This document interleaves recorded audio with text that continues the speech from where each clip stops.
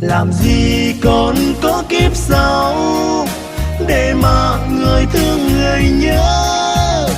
Trăm năm kiếp này không tròn, người đừng hẹn ước kiếp sau. Vì cuộc đời thì phải có hư vô, biết gì đâu khi đã là cát bụi.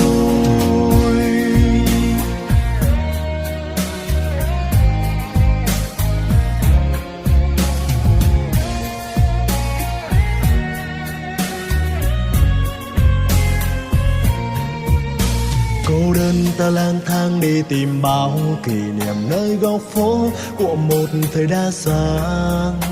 Người xưa đâu chỉ còn mối hoang tàn, lạnh lùng một mình ta lặng lẽ trong màn đêm. Người ơi sao người vội nỡ bước quên mau bao tháng ngày êm đềm. Nhớ mấy hôm nào người đành lòng nói duyên không thành, thôi đành hẹn kiếp sau. Làm gì còn có kiếp sau để mà người thương người nhớ. Tình đâu người nỡ dối gian, cho ta nhớ thương từng đêm. Trăm năm kiếp này không tròn, người đừng hẹn ước kiếp sau. Vì cuộc đời thì phải có hư vô, biết gì đâu khi đã là cát bụi.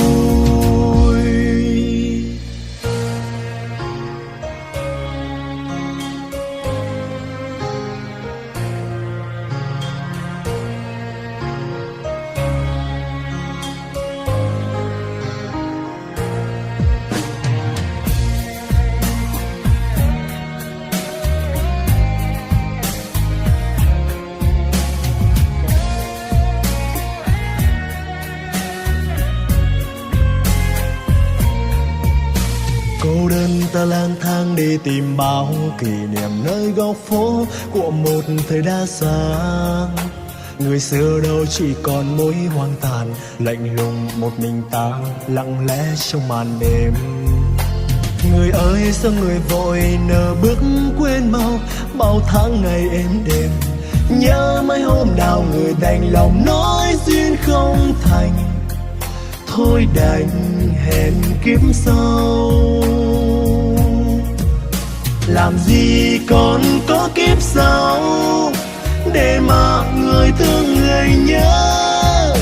Tình đâu người nỡ dối gian, cho ta nhớ thương từng đêm. Trăm năm kiếp này không tròn, người đừng hẹn ước kiếp sau. Vì cuộc đời thì phải có hư vô, biết gì đâu khi đã là cát bụi.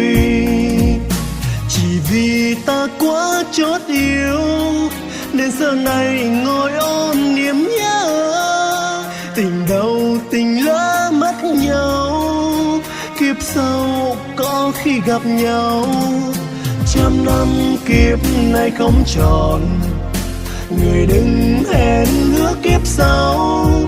Vì cuộc đời thì phải có hư vô, biết gì đâu khi đã là cát bụi.